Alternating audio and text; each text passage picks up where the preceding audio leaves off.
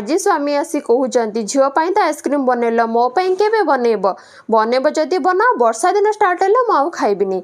अरे बाबा कहल तो बनैबी बोली बनैबी तो वर्षा दिन स्टार्ट है खाइबिनी एटा की कथा।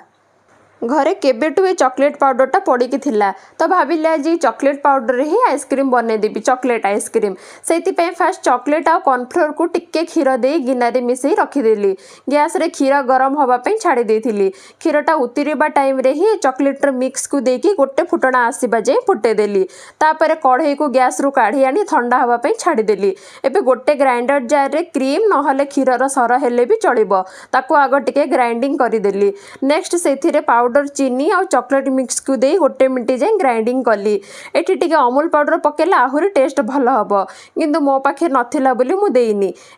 एबे गोटे टिफिन रे आइसक्रीम रो मिक्स गुड़ाक सब बाहर करदेली आ ऊपर बटर पेपर या फॉइल पेपर देदेबे नहले आइसक्रीम ऊपर आइस रो क्रिस्टल गुड़ाक बसीजिवो। एबे बास गोटे दिन रो अपेक्षा।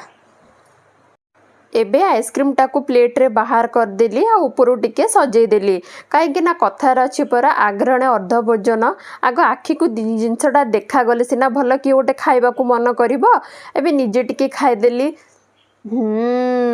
दुकान रू आणला भलिया ही लागुची ताहले जानले जिनसटा मु ठीक ठाक बनैची बोली। आपण माने भी एमिति टेस्टी टेस्टी आइटम बनातु स्वामी को खुशी रे रखंतु। रहिली जय जगन्नाथ।